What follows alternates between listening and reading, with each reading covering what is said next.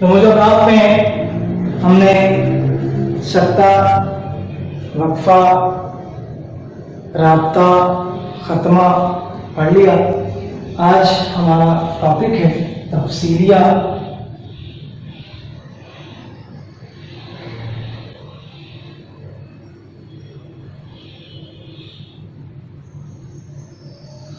तफसीलिया ये इसकी अलामत है। इबारत में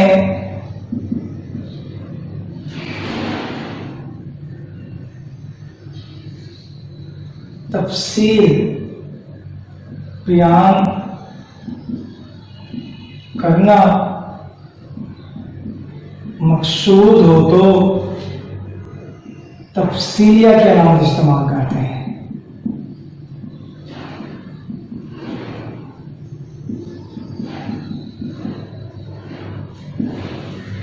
जब इबारत में किसी बात की, किसी जुमले की तफसील बयान करना मकसूद हो तो उसके लिए तफसीलिया के अलामत इस्तेमाल करते हैं। अपने नाम से ज़ाहिर है तफसीलिया, यानी किसी बात की, किसी जुमले की, किसी इबारत की तफसील बयान करना मकसूद हो तो यह अलामत इस्तेमाल होती है। ये इसकी अलामत है। डॉट और आगे खत्म ग्रामर थोड़ी सी, ये इसकी अलामत है तफसीलिया। हस्ब ज़ैन लिखना हो, मदरजा ज़ैन लिखना हो तो उसके बाद भी अलामत इस्तेमाल करते हैं। जब जुमले में किसी बात की तफसील बयान करना मकसूद हो, किसी बात की वज़ाहत करना मकसूद हो, तफसील से कोई बात बयान करना मकसूद हो तो उससे पहले जो अलामत इस्तेमाल की जाती है वो तफसीलिया है। मिसाल के तौर पर नमाज के फ़वाइद, ये कहनी है क्योंकि इसके बाद हम ये अलामत लगाते हैं। या हस्ब ज़ैन, मदरजा ज़ैन, तो उसके बाद यह अलामत इस्तेमाल की जाती है कि इसके बाद इसकी वज़ाहत या तफसील है। आम अंदाज में कि जब हम कोई हेडिंग देते हैं, कोई सुर्खी देते हैं तो उसके बाद यह अलामत इस्तेमाल की जाती है। उसके बाद है इस्तफ़हामिया, या जिसे सवालिया निशान भी कहते हैं।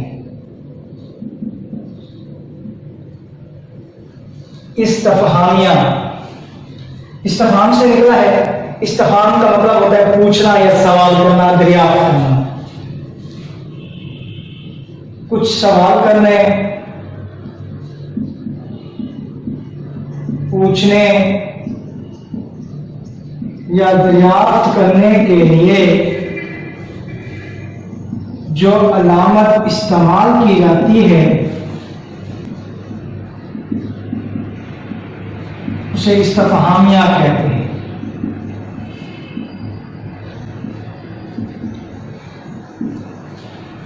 सवाल करना, पूछना, दरियाफ्त करना या इस्तफसार करना, इस्तफ़हाम करना। इस्तफसार करना या इस्तफ़हाम करना का मतलब भी पूछना, सवाल करना होता है। कुछ सवाल करने के लिए, कुछ पूछने के लिए, कुछ दरियाफ्त करने के लिए, इस्तफसार करने के लिए, इस्तफ़हाम करने के लिए जो अलामत इस्तेमाल की जाती है उसे इस्तफ़हामिया कहते हैं। और ये इसकी अलामत है सवाल निशान, कि किसी भी जुमले के बाद अगर ये अलामत आ जाए तो उसका मतलब होता है कि उसमें कोई बात पूछी गई है। मिसाल के तौर पर तुम कहाँ जा रहे हो, इसमें ये अलामत है वो इस बात को जाहिर कर रही है कि उसमें कोई बात पूछी गई है, कोई सवाल किया गया है।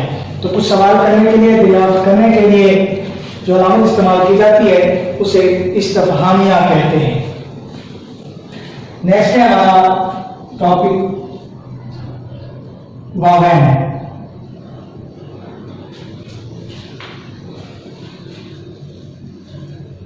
किसी की बात को हूबहू बयान करना हो तो उसे वावैन के दरमियान लिखा जाता है। किसी की बात, कौल या फरमान को हूबहू बयान करना मकसूद हो तो उसे वावैन के दरमियान लिखा जाता है।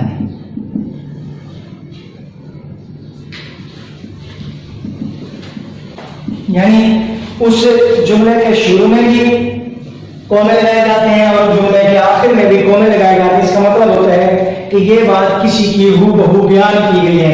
जैसे हदीस नबी सल्लल्लाहु अलैहि वसल्लम है, नमाज मेरी आंखों की ठंडक है। अब ये कौमों के अंदर लिखा गया है, तो ये बात हूबहू जो नबी करीम सल्लल्लाहु अलैहि वसल्लम ने बयान की, वो बात हूबहू बयान कर दी गई है। जब किसी की बात को हूबहू बयान करना हो तो उन्हें कौमों के अंदर लिखते हैं, माबैन के अंदर लिखते हैं। इसका मतलब है कि इस बात में कोई तब्दीली नहीं की गई। अगर हम इसे यूं कहें कि नमाज नबी की आंखों की ठंडक है, तो फिर उसमें कौमें इस्तेमाल नहीं करेंगे, माबैन इस्तेमाल नहीं करेंगे, क्योंकि हमने बात को हूबहू बयान नहीं किया। जैसे उसने कहा मैं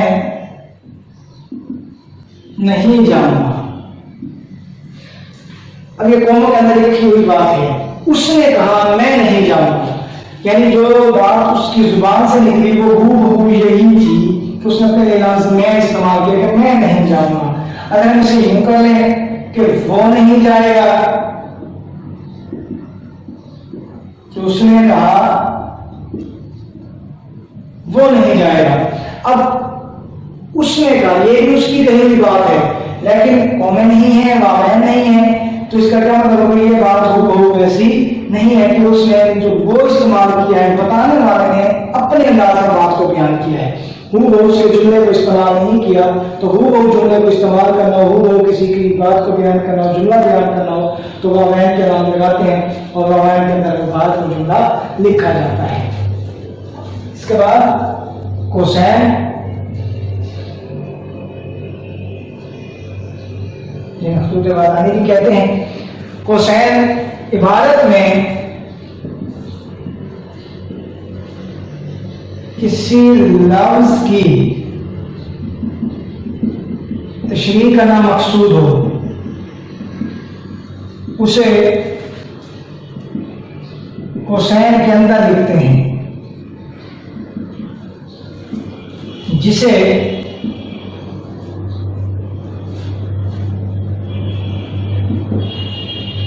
जुमला मुतरज़ा कहा जाता है। यानी इबारत के अंदर किसी लफ्ज की तशरीह करना मकसूद हो तो उसे कोसैन के अंदर लिखते हैं, और कोसैन के अंदर लिखी हुई चीज को जुमला मुतरज़ा कहते हैं। यानी उसका उस इबारत से ताल्लुक नहीं है। अगर वो लिख दें तो भी वो बात दुरुस्त है, अगर उस ब्रैकेट में लिखी हुई चीज को, कोसैन में लिखी हुई चीज को ना लिखें तो भी इबारत दुरुस्त है। मिसाल के तौर पर, अली मेरा हमसाया मुझे अपने साथ ले गया। अब मेरा हमसाया ये ब्रैकेट में लिखा हुआ है, कोसैन में लिखा हुआ है। इसका क्या मतलब है कि लफ्ज अली की तशरीह की है कि कौन सा अली जो मेरा हमसाया है।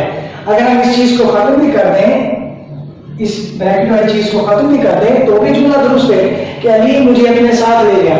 जुमला दुरुस्त है, मफ़हूम भी वाज़ेह है, लेकिन कौन सा अली, उसकी वजाहत के लिए उसे कोसैन के ब्रैकेट में लिखा गया कि जो अली मेरा हमसाया है वो मुझे साथ ले गया। तो ये किसी बात में किसी लफ्ज की तशरीह करना मकसूद हो तो उसे ब्रैकेट में लिखते हैं और इसे जुमला मुतरज़ा कहते हैं। इसके लिखने से भी इबारत में फर्क नहीं पड़ता और ना लिखने से भी इबारत पर फर्क नहीं पड़ता। नेक्स्ट है जी खत। यह मतरूक हो चुका है, पहले इस्तेमाल होता था इबारत में, अब ये मतरूक हो चुका है। इसकी जगह कोसैन आ गई है। कोसैन और खत का मफहूम एक ही है कि इबारत में जुमला मुतरज़ा के दोनों अतराफ इस्तेमाल होने वाली अलामत। अब इसकी जगह कोसैन इस्तेमाल होती है।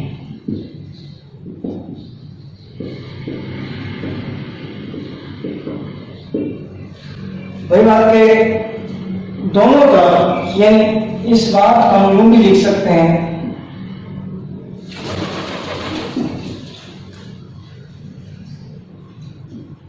हमसाया, यानी अली मेरा हमसाया, अली की वजाहत है, दोनों तरफ खत है, तो इसका मतलब क्या है कि ये इस लफ्ज़ की तशरीह है।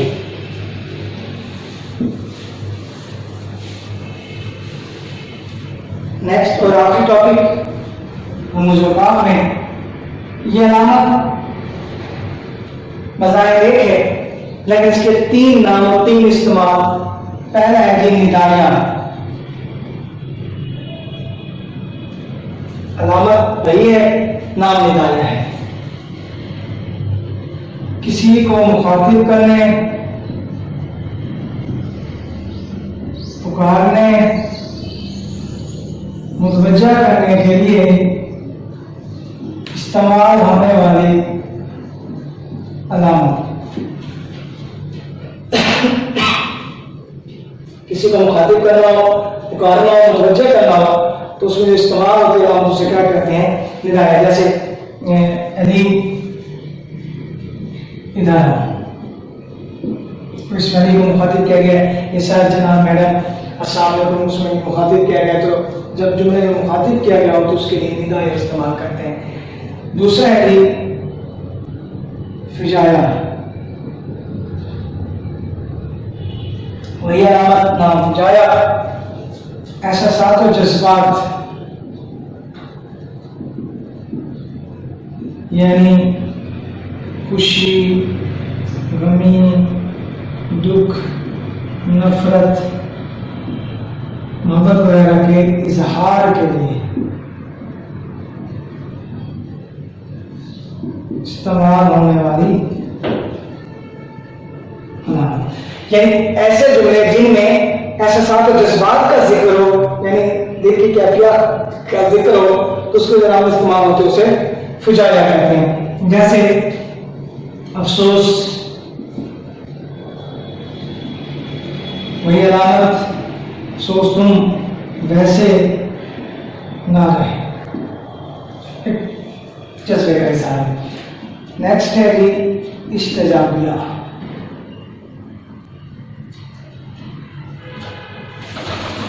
तमन्ना या हैरत या ताज्जुब के लिए इस्तेमाल होने वाली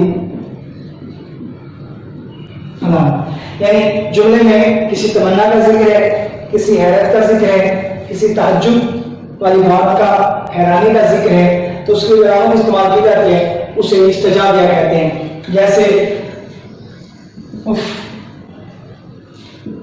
बहुत गर्मी है, अब इसमें ताज्जुब की बात भी कह सकते हैं। तो जिस तरह या काश ऐसा ना होता, तो इसमें तमन्ना या हसरत का जिक्र है।